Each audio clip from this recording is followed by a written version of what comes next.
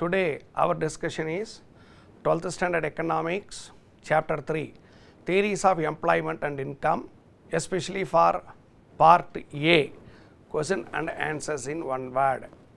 Every able-bodied person who is willing to work at the prevailing wage rate is employed called as.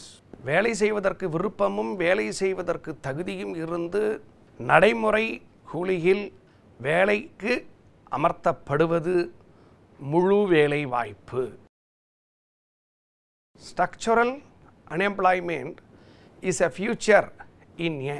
அமைப்புசார் வேலையின்மை ஏற்படுவதற்கான காரணம் இயங்கா சமுதாயத்திலா அல்லது சமதர்ம சமுதாயத்திலா அல்லது இயக்கநிலை சமுதாயத்திலா அல்லது கலப்பு பொருளாதாரத்திலா என்று பார்க்கப்படுகின்ற பொழுது இந்த அமைப்புசார் வேலையின்மையாகப்பட்டது டைனமிக் சொசைட்டி இயக்கநிலை சமுதாயத்திலே ஏற்படுகிறது. That question.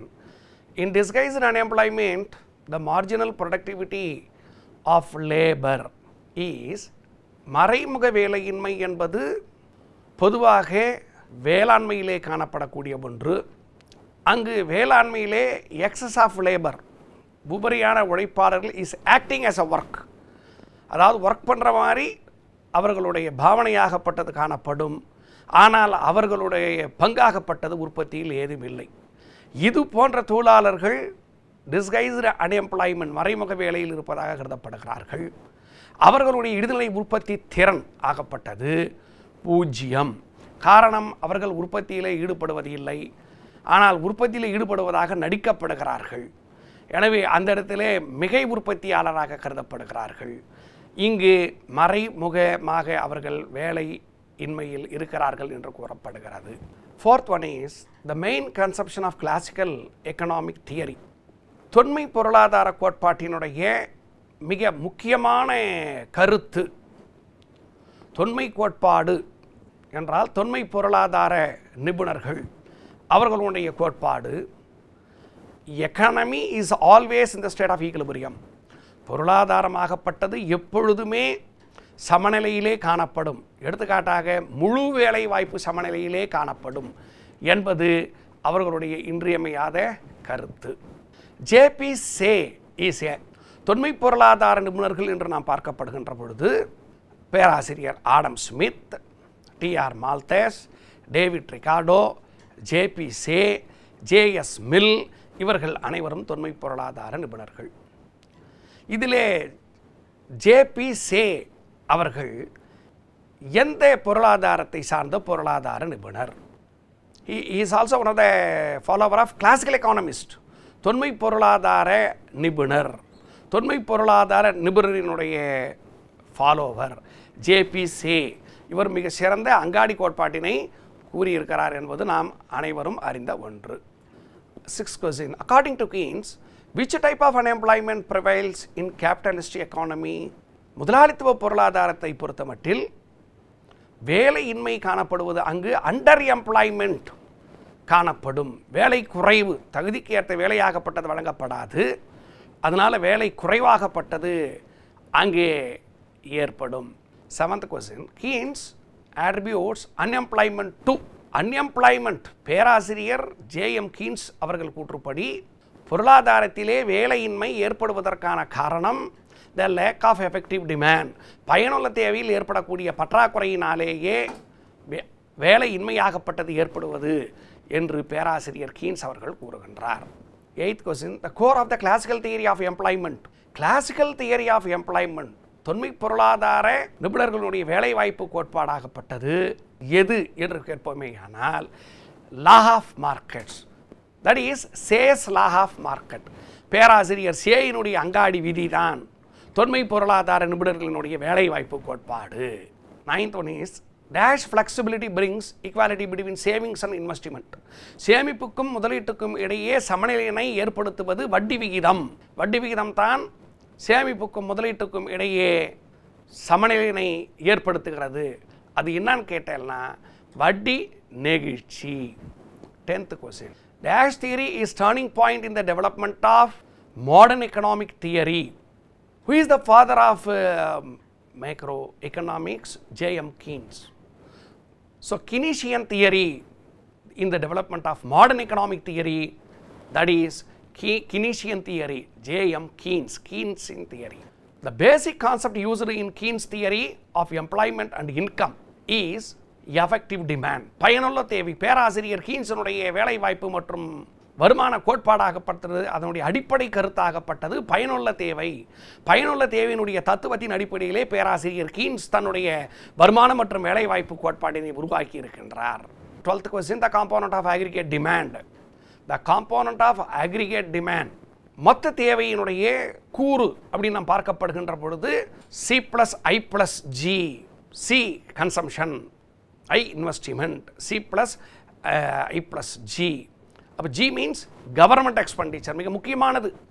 aggregate demand, மொத்த தேவையினுடைய மிக முக்கியமான கூறு இங்கே நாம் பார்க்கப்படுகின்ற பொழுது ஆப்ஷன் பி, கவர்மெண்ட் எக்ஸ்பெண்டிச்சர் மிக இன்றியமையாத கூறாக கருதப்படுகிறது. 13th question, aggregate supply is equal to, மொத்த அளிப்பாகப்பட்டது எதற்கு சமம்? C plus S plus T plus RF. C consumption, S saving, T for taxation, R for export, that is net export, exports minus import. 14th question, Keynes theory pursues to replace laissez-faire by state intervention in certain situation. பேராசிரியர் Keynes அவர்கள் தலையிடா கொள்கை என்கின்ற கருத்தினை மறுத்து அதற்கு பதிலாக அரசினுடைய தலையீடு மிக மிக அவசியம். அரசினுடைய தலையீட்டின் மூலமாகவே பொருளாதாரத்திலே முழு வேலை வாய்ப்பினை அடைய முடியும் என்ற கருத்தினை பேராசிரியர் கீன்ஸ் அவர்கள் கூறுவதற்காக லேசி-ஃபயர் என்கின்ற ஒரு வார்த்தையை மறுபீடு செய்து அரசினுடைய தலையீடு மிக அவசியம் என்று கூறப்படுகின்றார். 15th question, in Keynes theory of employment and income is the basic cause of economic depression. Less aggregate demand in relation to productive capacity. Less aggregate demand in relation to productive capacity. உற்பத்தி நாம் மொத்த தேவையை ஒப்பிடப்படுகின்ற பொழுது சற்று குறைவாகவே உள்ளது என்பது இங்கு புலப்படுகிறது. கிளாசிக்கல் தியரி அட்வொகேட்ஸ், தொன்மை பொருளாதார கோட்பாடாகப்பட்டது எந்த விதமான வரவு செலவு திட்டத்தினை வரவேற்கிறது என்று நாம் பார்க்கப்படுகின்ற பொழுது தொன்மை பொருளாதார நிபுணர்களை பொறுத்த மட்டிலே அவர்கள் சரிசம வரவு செலவு திட்டம், பேலன்ஸ்டு பட்ஜெட், சரிசம வரவு செலவு திட்டத்தினையே ஆதரிக்கிறார்கள். 17th question, Keynes theory emphasized on dash equilibrium. பேராசிரியர் கீன்ஸ் தன்னுடைய வேலைவாய்ப்பு கோட்பாட்டினை குறுகிய காலத்திற்காக மட்டுமே உருவாக்கி இருக்கின்றார்.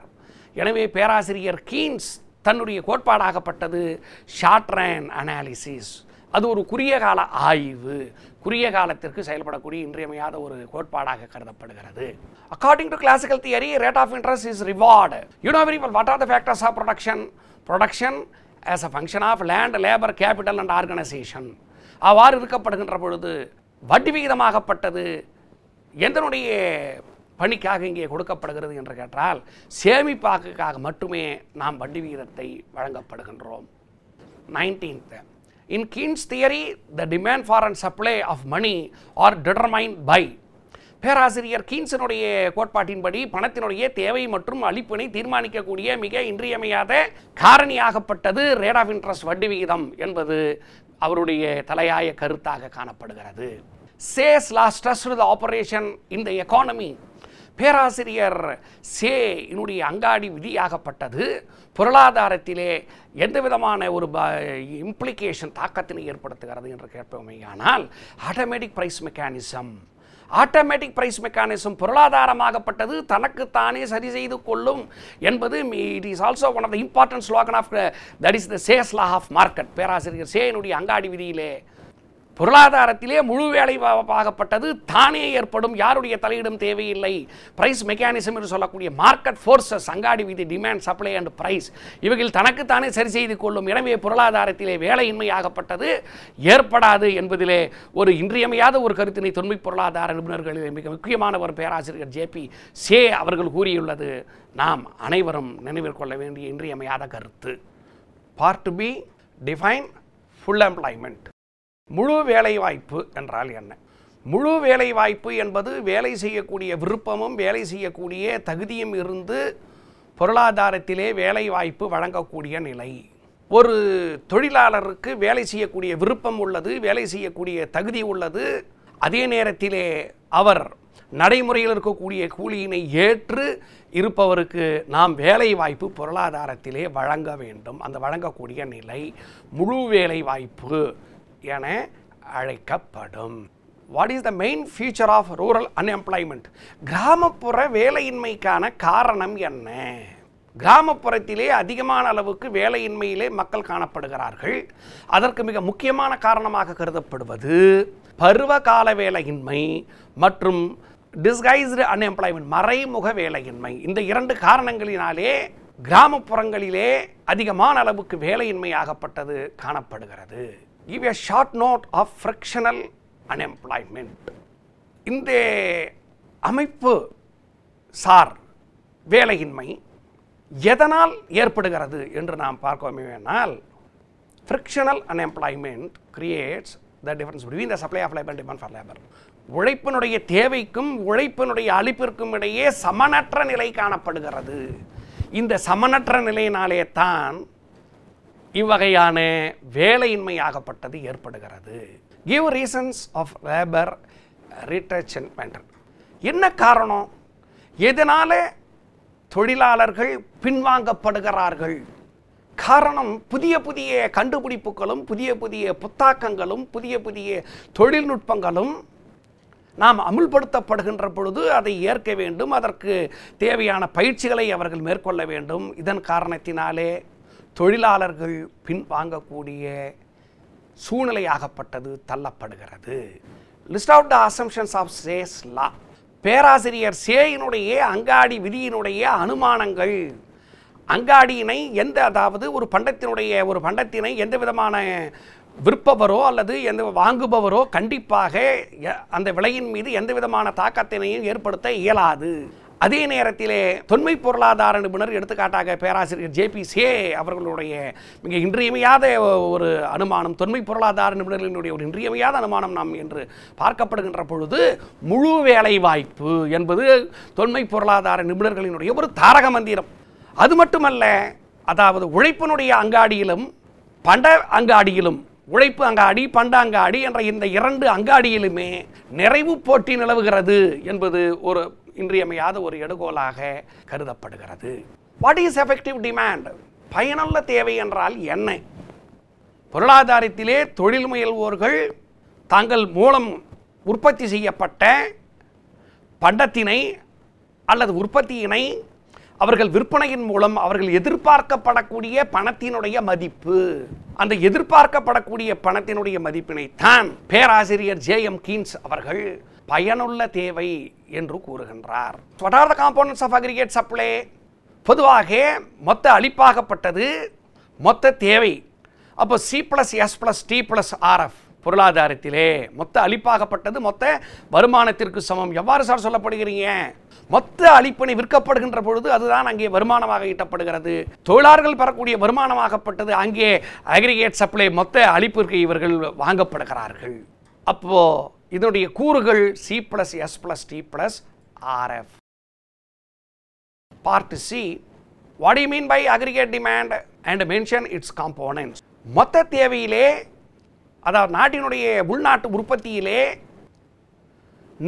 அதாவது இல்லங்கள், நிறுவனங்கள், அரசாங்கம் மற்றும் அயல் நாட்டு வாங்குதல் இவைகள் அனைத்தும் இதிலே இடம்பெறும். அவ்வாறு இடம்பெறுகின்ற பொழுது 4 விதமான கூறுகள் இங்கே காணப்படுகின்றன. ஒன்று நுகர்வு தேவை, மற்றொன்று முதலீட்டு தேவை, மற்றொன்று அரசினுடைய செலவு மற்றும் நெட் எக்ஸ்போர்ட் நிகர ஏற்றுமதி. ஏற்றுமதி மைனஸ் இறக்குமதி, ஏற்றுமதியிலிருந்து இறக்குமதியை நாம் கழித்தோமேயானால் மீதி கிடைப்பது தான் நிகர உற்பத்தி. Explain the following in short run. Seasonal unemployment, fractional unemployment and educated unemployment. Fractional unemployment and educated unemployment. பருவகால வேலையின்மை என்றால் என்ன? இந்த பருவகால வேலையின்மையாகப்பட்டது பொதுவாக வேளாண் தொழில்களிலும் வேளாண் சார் தொழில்களிலும் இது காணப்படும். பொதுவாக சர்க்கரை உற்பத்தி செய்யக்கூடிய ஆலைகளிலே கரும்பினை அறுவடை செய்யப்படுகின்ற பொழுது அங்கு தொழிற்சாலையாகப்பட்டது இயங்கும். இது ஆன் சீசன். ஆஃப் சீசன், அறுவடை அற்ற காலங்களிலே கரும்பாகப்பட்டது வளரப்படக்கூடிய காலங்களிலே அங்கே தொழிற்சாலைகளாகப்பட்டது செயல்படாது.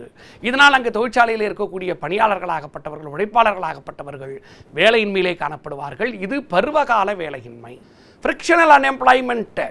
இவ்வகையான வேலையின்மையாகப்பட்டது உழைப்பினுடைய அளிப்பு, உழைப்பினுடைய தேவை இரண்டுக்கும் இடையே இருக்கக்கூடிய இம்பேலன்ஸ், சமனற்ற நிலையினாலே ஏற்படுகிறது. இதுக்கு என்ன சார் காரணம் நாம் பார்க்கப்படுகின்ற பொழுது, இம்மொபிலிட்டி ஆஃப் லேபர். உழைப்பாளர்கள் இடம்பெயராத நிலை ஒன்று காணப்படும்.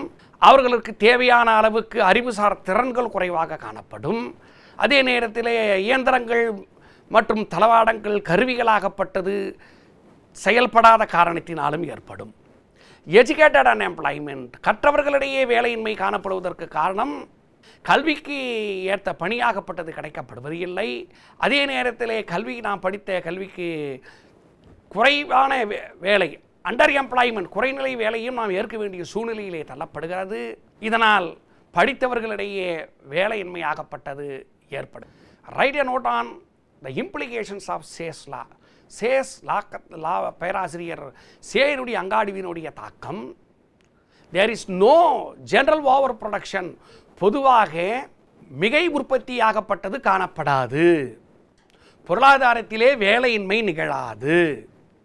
பொருளாதாரத்தில் விலை இயந்திரமாகப்பட்டது தனக்குத்தானே செயல்படும். யாருடைய தலையீடும் தேவையில்லை. வட்டி விகிதத்தை பொறுத்த மட்டிலே சேமிப்புக்கும் முதலீட்டுக்கும் இடையே சமநிலைப்படுத்தக்கூடிய காரணியாக வட்டி வீதம் நெகிழ்ச்சியாகப்பட்டது காணப்படும்.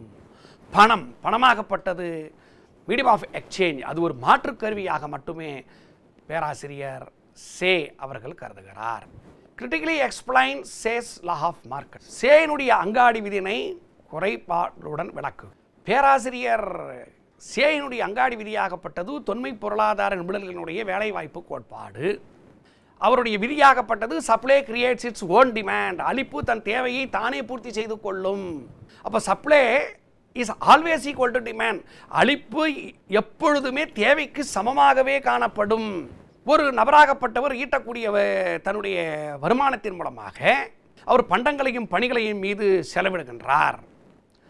அவ்வாறு ஒட்டுமொத்த பொருளாதாரமும், ஒட்டுமொத்த பொருளாதாரத்தை உற்பத்தி செய்யக்கூடிய உற்பத்தியும், ஒட்டுமொத்த வருமானமும் ஒன்றுக்கொன்று சமம் ஆக உள்ளது.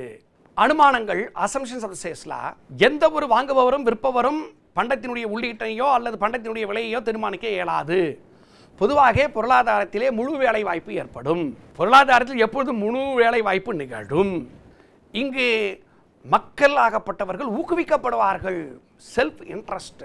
அதே நேரத்தில் self interest determines economic decision. தன்னுடைய சுய விருப்பத்தினால் மட்டுமே பொருளாதார முடிவுகளை மேற்கொள்வார்கள்.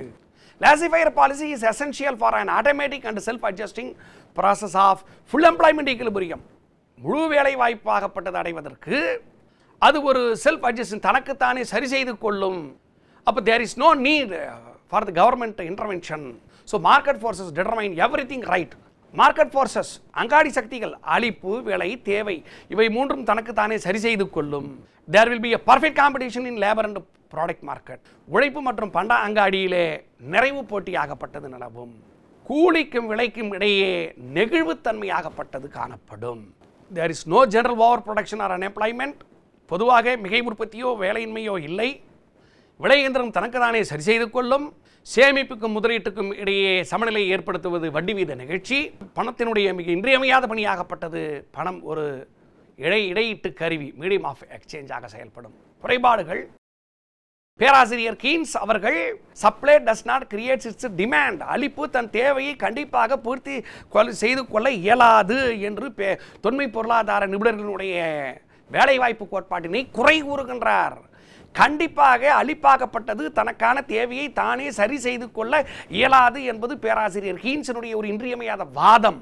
அது மட்டுமல்ல, தனக்குத்தானே பொருளாதாரமாகப்பட்டது வேலையின்மையினை சரி செய்து கொள்ளும் என்கின்ற கருத்தை ஆணித்தனமாக பேராசிரியர் கீன்ஸ் அவர்கள் மறுக்கின்றார். பணமாகப்பட்டது ஒரு இடையீட்டு கருவி மட்டுமல்ல, அது ஒரு நடுநிலைப்படுத்தக்கூடிய ஒரு காரணி என்று கூறுகின்றார் Keynes. there is no overproduction. overproduction வந்து இருக்காது என்ற சேயினுடைய கருத்தினை ஏற்றுக்கொள்ளவில்லை. கண்டிப்பாக பொருளாதாரத்திலே மிகை உற்பத்தியாகப்பட்டது காணப்படும். அரசினுடைய தலையீடு தேவையில்லை என்பது தொன்மை பொருளாதார நிபுணர்களினுடைய ஒரு இன்றியமையாத ஒரு கருத்து. ஆனால் பேராசிரியர் கீன்ஸை பொறுத்த மட்டிலே கண்டிப்பாக அரசினுடைய தலையீடு இன்றி பொருளாதாரத்திலே முழு வேலை வாய்ப்பினை ஏற்படுத்த இயலாது என்பது மிக மிக இன்றியமையாத காரணம்.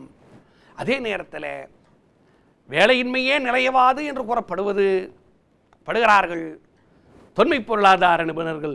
கண்டிப்பாக சேயினுடைய அங்காடி விதி பொருளாதாரத்திலே செயல்படுகின்ற பொழுது பேரளவிலே வேலையின்மை ஏற்படும் என்பது கீன்ஸினுடைய கூற்று. Second question, right any 5 differences between classicism and Keynesianism or explain the difference between the classical theory and Keynesian theory. தொன்மை பொருளாதார நிபுணர்களினுடைய கோட்பாட்டிற்கும் கீன்ஸினுடைய கோட்பாட்டிற்கும் ஒப்பீடு. கீன்ஸினுடைய கோட்பாடு குறுகிய கால சமநிலையை சார்ந்தது. தொன்மை பொருளாதார நிபுணர்களுடைய கோட்பாடு நீண்டகால சமநிலையை சார்ந்தது. கீன்ஸினுடைய கோட்பாடு சேமிப்பினை ஒட்டியது.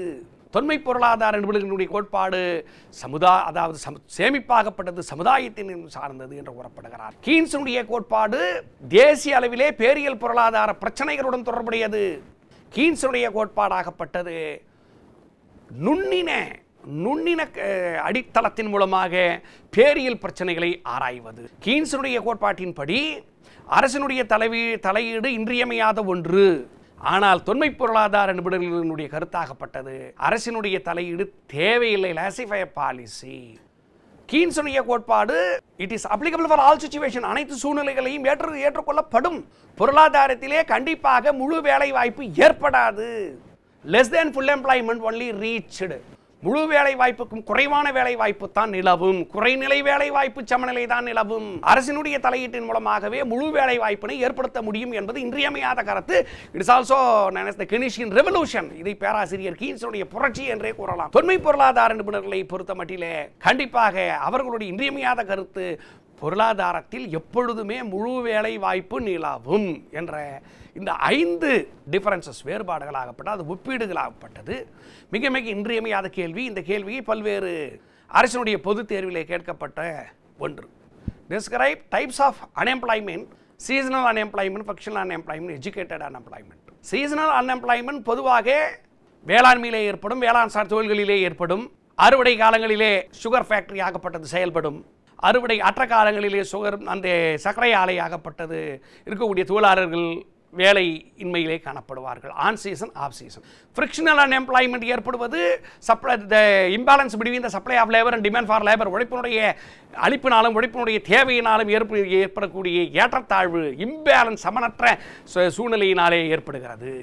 எஜுகேட்டட் அன்எம்ப்ளாய்மெண்ட், படித்த இளைஞர்களிடையே வேலையின்மை ஏற்படுவதற்கு காரணம் அன்எம்ப்ளாய்டு ஆர் அண்டர் எம்ப்ளாய்டு. வேலை பார்ப்பதற்கு நாம் படித்த அளவிற்கு சமமான அளவுக்கு வேலை வாய்ப்பு கிடைக்கப்படுவது இல்லை. அதே நேரத்தில் அவ்வாறு கிடைத்தாலும் குறைந்த வேலை வாய்ப்பிலே நாம் பணியமர்த்த வேண்டிய சூழ்நிலையிலும் அங்கே ஏற்படுகிறது. எனவே படித்த படிப்பிற்கும் நாம் பார்க்கக்கூடிய பணிக்கும் சம்பந்தம் இன்றி காணப்படுவது educated unemployment. This question is asking very important question. That is describe the types of unemployment. What are the types of unemployment? வேலையின்மையினுடைய வகைகள். இந்த கேள்வி அடிக்கடி கேட்கக்கூடிய கேள்வி. ஈஸியாக அனைத்து மாணவர்களும் இதை எழுதலாம். சைக்கிளிக்கல் அன்எம்ப்ளாய்மெண்ட், அதாவது சுழற்சி வேலையின்மை. என்ன சுழற்சி இங்கே காணப்படுகிறது என்று நாம் பார்க்கோமே ஆனால் வாணிப சுழற்சி காணப்படுகிறது. வாணிப சுழற்சின்னா என்ன?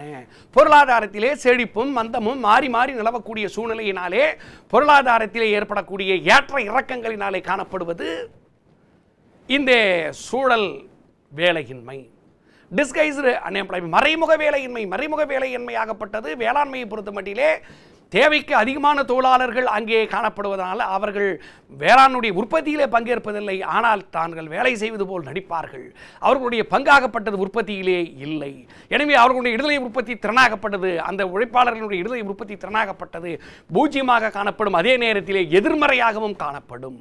இது மறைமுக வேலையின்மை. டெக்னிக்கல் அன்எம்ப்ளாய்மெண்ட், தொழில்நுட்ப ரீதியாக வேலையின்மை. அதாவது கண்டுபிடிப்புகளும் புத்தாக்கங்களும் cannot possible to update technology implemented for those laborers. அந்த தொழிலாளர்களுக்கு ஒவ்வொரு நாளும் மேம்பட்ட தொழில்நுட்பத்தின் மூலம் பயிற்சி அளிக்கப்படவில்லை. எனவே அவர்கள் அந்த தொழில்நுட்பத்தினை நாம் கற்கக்கூடிய அளவுக்கு பின்வாங்கக்கூடிய சூழ்நிலையிலே தள்ளப்படுகிறார்கள். அமைப்புசார் வேலையின்மை, அமைப்புசார் வேலையின்மையாகப்பட்டது to change in the structure of the society. சமுதாயத்தினுடைய அமைப்பிலே மாற்றம் ஏற்படுகிறது, தேவையிலே பற்றாக்குறை ஏற்படுகிறது, தேவையிலே மாற்றத்தினை ஏற்படுத்துகிறது, தேவையாகப்பட்டது மாறுகின்றது, இதனால் ஏற்படுகிறது. ஏன் கேட்டோம்னா, இப்போ மொபைல் ஃபோன்ஸ் அதிகமாக வந்ததுனாலே நாம் கேமரா பக்கம் போகிறது கிடையாது, டேப் ரெக்கார்ட் நமக்கு தேவை கிடையாது. அப்போ அதனுடைய தேவையாகப்பட்டது சமுதாயத்தில் ஏற்பட்ட மாற்றத்தினாலே இங்கு இதனுடைய தேவை இன்றியவைகள் காணப்படுகின்றன. இது அமைப்புசார் வேலையின்மைக்கு ஒரு இன்றியமையாத காரணம். அன்பார்ந்த மாணவர்களே, நாம் இதுவரை பார்த்தது பேராசிரியருக்கு, அதாவது தொன்மை பொருளாதார நிபுணர்களினுடைய வேலைவாய்ப்பு கோட்பாடு, கீன்ஸினுடைய வேலைவாய்ப்பு கோட்பாடு. தொன்மை பொருளாதார நிபுணர்கள் என்று பார்க்கப்படுகின்ற பொழுது ஜேபி சே, பேராசிரியர் ஜேபி சே அவர்களினுடைய கோட்பாடு, ஜேபி சேயினுடைய கோட்பாடு தான் தொன்மை பொருளாதார நிபுணர்களினுடைய வேலைவாய்ப்பு கோட்பாடு.